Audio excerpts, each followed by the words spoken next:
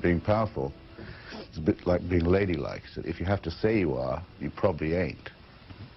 So I think I like America most of all on the days when people are not going around shouting, USA, USA, we're number one, we're the greatest. I prefer the days when they don't do that, when they're probably most to be admired. What is it that makes us boast about our greatness and belittle others? What is it that keeps us from ascending beyond the immediate?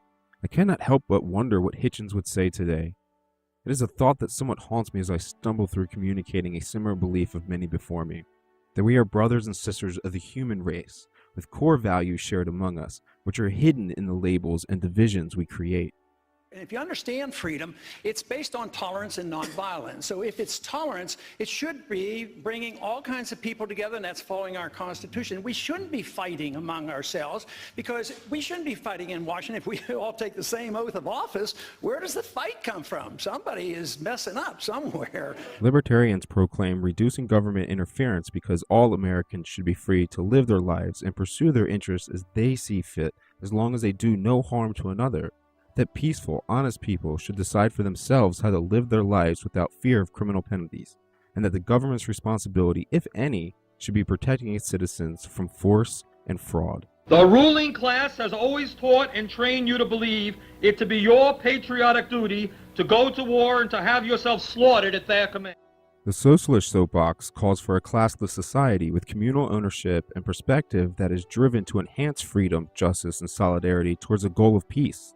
Peace, of course, includes police abolishment, which I must say is highly unlikely to ever be a reality, but it is the only ethical goal. Right? Forget about effectiveness or not effectiveness. You don't get to confiscate my money just because you and your friends vote to take it. The deliberate pragmatism of conservative thought espouses the value of moral order and building off the best of the past with long-term goals that are achieved mainly through community and family with an ideally restrained and fiscally prudent government. People are born to be free, and that their basic instinct is the desire to free themselves from coercion, authority, and oppression. The ideal liberal is said to believe in that natural goodness of human beings and the intrinsic value of individual liberty, that to have an honorable society, we must have moral equality across sex, race, birth origin, religion, gender, class, wealth, etc., which is achieved through nonviolent modifications of institutions. With certain inalienable rights, that among these are life, liberty, and the pursuit of happiness.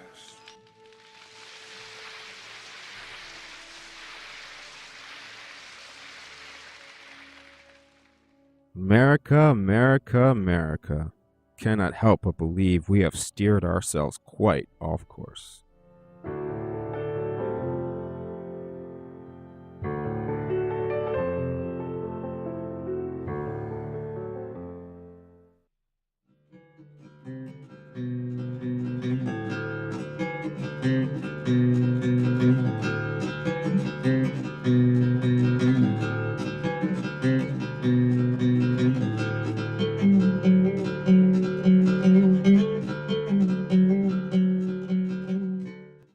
We are now reading Chapter 7 of Crimes and Punishments, The Obscurity of Laws.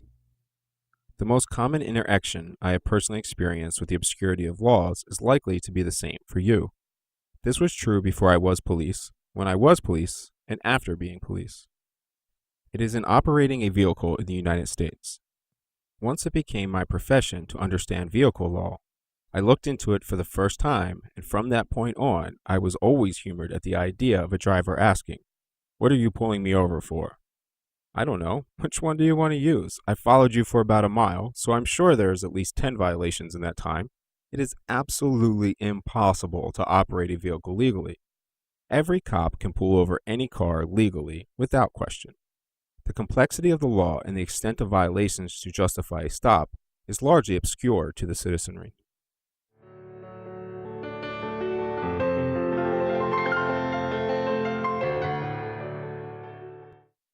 Looking at policing from the understanding that everyone is committing violations, evaluate how you feel about the data that is known. In trying to keep everything referenced to easily findable items, I am suggesting two different articles.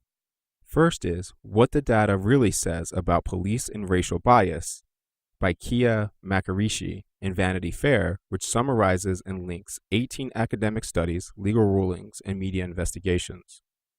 The second article is San Jose Police Department Traffic and Pedestrian Stop Study by the Center for Law and Human Behavior at the University of Texas at El Paso. In this report, I ask that you focus on what is really being said behind the rather obvious bias and framing.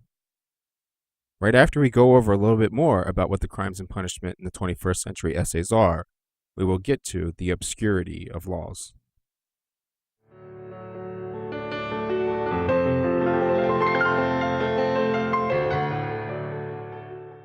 Like most cops, the emotions felt when pinning the badge on my uniform for the first time was a source of immense pride, but also a shocking reality to the complication of performing a duty under the weight of such power and responsibility.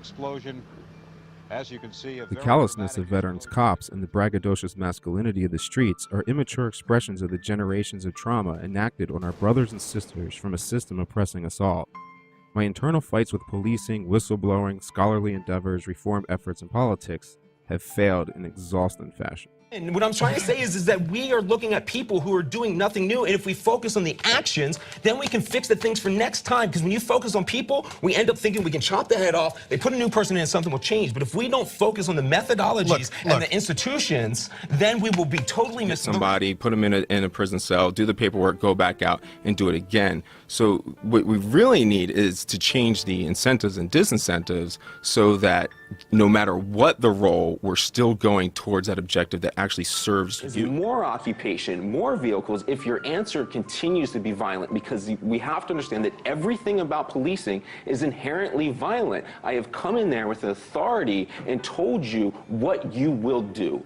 I believe one of the reasons behind my struggles is that I had not laid out a consistent and intertwined philosophy of what in the hell I was trying to say. For the philosophical foundations of crime and punishment to be ushered into the 21st century, a reimagination of our institutions is necessary. Building off the famous works of Cesare Beccaria, I construct those pathways to the Enlightenment period of justice. Free will, sanctuary cities, gun control, eyewitness testimony, incarceration, and more must all work together for a prosperous society. Learning these lessons has been a brutal journey for me, and is unlikely to be an easy one for you, but it is one that we owe to the future, to make a safer world for our children to enjoy life, liberty, and the pursuit of happiness. Crimes and Punishments in the 21st Century by yours truly, Michael Wood, is most conveniently ordered from the evil empire Amazon, because we are in that 21st century after all. For the enhanced and expanded audiobook, check out Audible.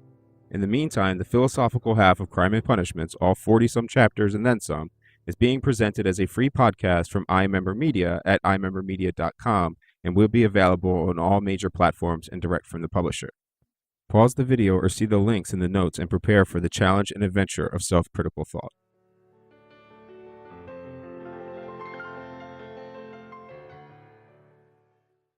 Chapter 7. The Obscurity of Laws.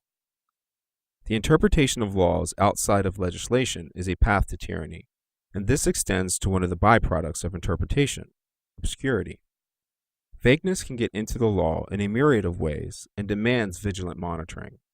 The horrors of overcriminalization and writing in a language or legalese not of the people are contemporary examples.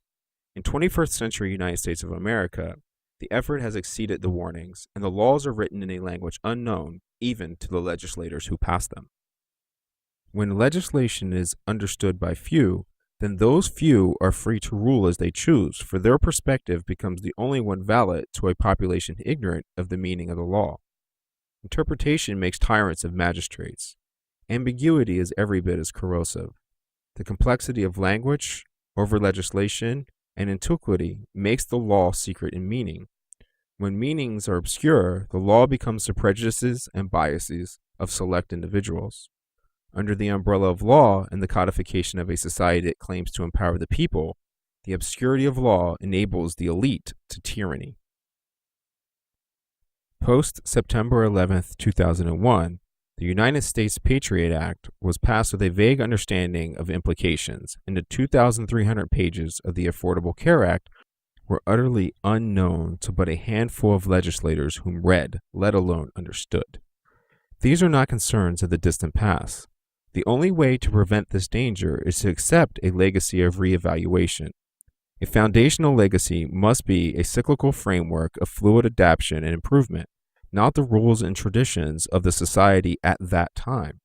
The amendment concept and live and document process of the U.S. Constitution was an attempt at preserving a framework which has fallen short. Much of its failures coming through the increasing obscurity of laws and a language unknown to the people.